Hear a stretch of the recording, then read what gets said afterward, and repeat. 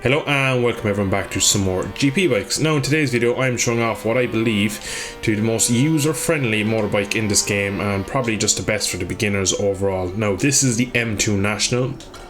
The last couple of weeks it was put up onto GP Bikes mod server. The user by the name of Nerb, a fellow racer, very fast racer, and I didn't even believe that he made any mods until I saw this. And it basically, the pitches is supposed to be half realistic, half fun, and I think it's probably on more the side of fun. It's not the most realistic bike, but it does still handle like a GP bike, if that makes sense. It's the original in-game Barber M2, just with a small few tweaks to make it a bit more rideable. Now it is really soft and spongy in places, and I do have a small setup that I recommend running that I will show off in a bit. But overall I think it is a pretty good bike if you're just getting into this game and you just want to kind of get into it, because a lot of the, like especially the base M2 is way too soft and it's very hard to ride. And I remember when I first got the game I just crashed my brains out in it. Now you can see already I've done a couple of laps with it, just had a bit of Arctic Monkeys on, just got a few laps on just to get up to speed. And we're riding at Barber Motorsports Park in Alabama, so an American bike, an American track. And this track, I never heard about it until I came to GP Bikes, and it is an absolutely fantastic track. Now I'm going to just do a slow lap here to show off the track, and you'll see here, if you get this line right, and I'm going to take it slowly out to the track, it's the outside there, and then cut across this curb, you can actually jump that and then land it. I've done it a few times on the super bikes. I've yet to do it on this bike, but I haven't got the line right a couple of times. But I will, before the end of the video, I will try my best to get it and jump across it and see can I land it. But back to the bike, the biggest thing I find with it is the 600cc in it. I believe this is the, he has the, if it's either the 765 Triumph engine or the 600 Honda engine. I'm not too sure which one he's kind of based it off. But it's not a massively powerful engine. The bike isn't massively heavy. It doesn't have massive inertias and stuff, and it does kind of have a real good GP Bikes feel to it. So it's like it just gives you all the feel of how you need to ride in GP Bikes, but it doesn't have a lot of the issues that some of the bigger mods have that you have to learn a bit over time. So again, as a first time player, this bike would be definitely what I recommend. And for a while I've been thinking about making this video, but I couldn't think of anything that would be suitable. I was thinking of the World Supersport 21 pack, but even at that can be a bit tricky for newer players. So I said, when I saw this, I tried it out and I was like, yeah, I didn't think too much of it at the time, because I was like, yeah, it's a bit spongy, it's kind of easy to ride, and wasn't much of a challenge. But then after I was thinking back and I saw it again, I was like, hang on a second, maybe this is the new go-to ride for new players and stuff. So that's what I believe it will become. Now that's not his goal when he made it. His goal to make a good race bike that you can have some fun with, and I think the same can happen. You have a bit of an issue with losing the front of this track. It's not really the bike issue, it happens here as well as some chicanes. You just need to be very careful with the front. But you can see how steep this is. We're going to just stop here on the apex, look back, look how much of a dip that is. That is brilliant. This track is a lot of fun. We're going to just try and do I'm going to cut now to one of our faster laps. I'm just going to push this bike and show you what I can do. So here we are. So one thing before we get into this lap, GP Bikes doesn't really handle elevation any good, so that is a big issue with this track. Other than that, it's an absolute amazing track, and you can have some serious fun with this bike, provided you can get it hooked up right. Now I wouldn't recommend, if a new player, to try this track because it is quite hard. I'm going to try the line. Now I'm too wide. Again, the elevation there just pushes the bike wide and you can't really get it back. But you can move this bike around a lot under braking, and it doesn't really punish you that much. It doesn't have any electronics to play with again, so it's quite a basic bike. But again, like I said, it's kind of the perfect bike you want for a newer player.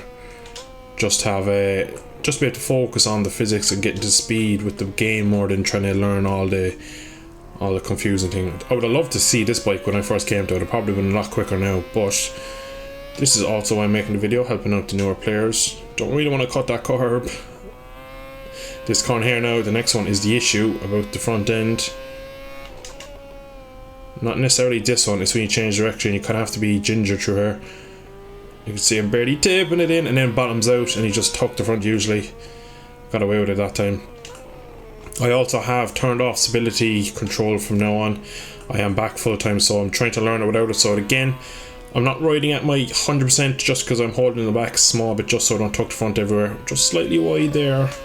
But up the line, it's going to be a sub 1 minute 30, I believe. 29? So yeah, 29.8. Not a bad lap time. I'm going to show you the setup I'm running now for it. So this setup is a very, very small few changes. So on the basic setup, you have a 19mm leverage. I just put it 20. Comes with a 300 steel disc. I put it on the 290. Just slightly makes the front end a bit more. In the heavy brakings, it can ping around a bit. Also, I increased the tire pressure slightly. You see down here, 22.3 up to 23.9, 35.5 up to 37. So again, very, very small changes. I haven't adjusted anything into the suspension, just left it like that. Just a small adjustment to the brakes. I do it on most bikes. This bike I did feel needed it. Alright, let's see, can we hit the line? Can we hit it? Oh, kind of. Let's have a replay of that. So I'm going to watch it in third person first, and then we'll see can we get a slow-mo. I don't know if I get airtime really. Oh! That does look good, I must say. But if you did see my recent video of my new go-to practice track, if you paired this bike and that track together, in that video I did ride a 600, or an R6, sorry, the World Super Sport pack, and I did said it's a perfect track for a 600. I did ride a HP4 on there and I said it's a bit of an overkill, it's just a bit small. This bike on that track would be the ideal starting place if I was a brand new player to this game. Highly recommend it. Just play around the bike around there and just you'll get a good feeling of what GP bikes, the tracks are like, the bikes themselves, the physics overall. You'll just get a good kind of build up of knowledge of the game, and overall that's pretty good base if you want to just start off with one track. I always recommend on MX bikes and GP bikes, if you're new to it, pick a track, just stay on the bike, go round and round and round, and you will slowly learn how to kind of get on with the game. Alright, we're going to see this time can I really get it lit. Take a wide line, bring it back. Oh, again it goes sideways. For some reason with this one, whatever the mod is made, the front tucks and then the rear kind of goes with it. But yeah, that is pretty cool the way you can do it. You can proper get a good jump and a good leap, similar to Cadwell Park, the mountain on a superbike. Just the extra speed you're taking, you can just go further. So just a quick update on myself. A lot of you might have known that I was living away from home for the last 6 months, and I was basically making 3 videos a weekend and trying to spread them out throughout the week just so there'll be content on the channel. I'm happy to say I am home for at least another 6 months. So the next 6 months I'll be home full time, so I should be back to at least 5 videos a week. I'll probably go daily as soon as GP22 is out.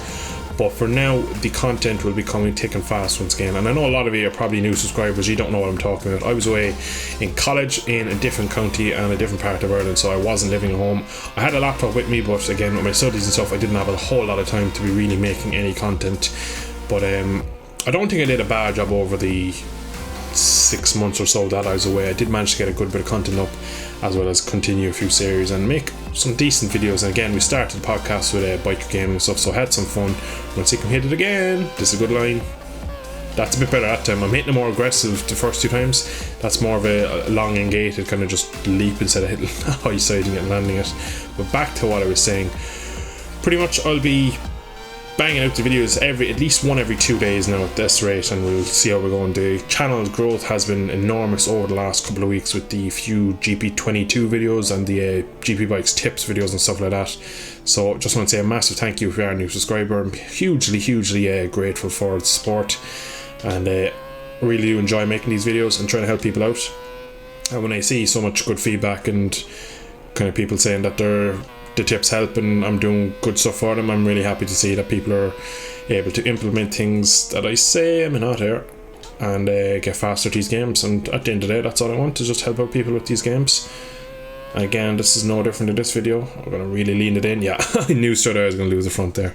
Again, that's just me getting used to the stability help turned off. And also a quick mention on GP22, there will be a link in the description to a key site called CD Keys. They do keys for games, basically you buy them either for Xbox, PlayStation, Steam, Nintendo Switch. All the big stores, all the gaming stores will have a redeem a code section. On the site you can buy keys which are just codes for games, and currently I have an affiliate link with them, so I will have a link in description. If you buy it through that link, I'll get a small knockback of basically the purchase, but also at the moment they're over 40%, I think it's 46% off MotoGP 22.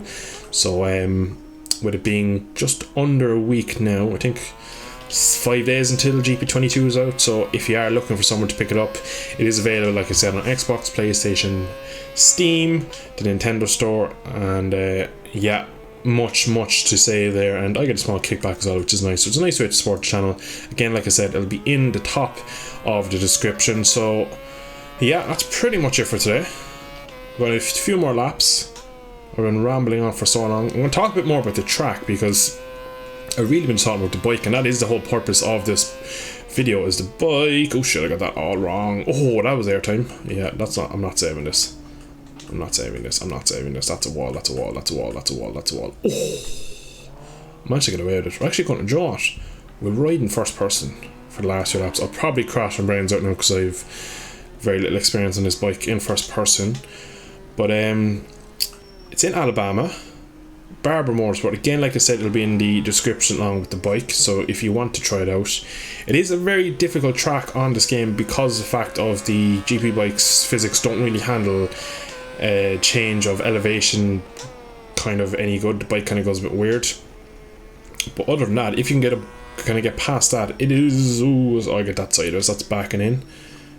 It is absolutely amazing fun, and on a super bike it's so hard to ride because the bike is jumping around everywhere. See, can we get the line on board? I think we just got a little bunny hop there. I could feel the bike kind of just depress as I just left the surface for a split second. But like I said, I've raced a lot around here with some friends on the World Superbike pack, and it's just so aggressive around here because the bike is constantly fighting the wheelie. You're drifting it over the jumps down into this section here, which is pretty fun. You can take so much more speed in than you believe because you're literally cutting across this curb. Back to first gear and just try not to lose the front here, and then you go into the sector here, a quick, real quick chicane. I don't know how quick I'll take it in first person, to be honest. Oh, I can't see the track, and that's the gravel. Is that runoff? Is that gravel? This looks to be runoff. That's weird. And then this is the only part of the track that I struggle with. One, because it's blind. Even in third person, this is blind. You can just feel the bike going down, and you get to here, and the front will just talk about. Now, as you come back up the hill, it just pushes the front ever so slightly, and it's enough to just roll off the edge of the tyre, even with stability control on, I will say. So you'll have to be careful through here if you ever do want to ride around this place. But we're going to do one more lap and do it in third person, so you can go faster. Probably throw it at the hedges, but let's see what we can do.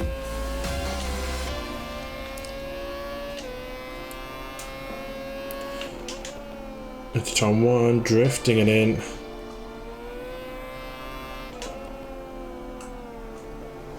Take a nice tight line. Try not to lose the front on the exit. Short shift to third, up to fourth. Purposely not take the jump this time because I'm trying to do a lap time. Back 2 gears and then just back to second before you get the apex. You can go back to first. I'm going to keep it in second just to get a wider exit and to straighten up the kink here.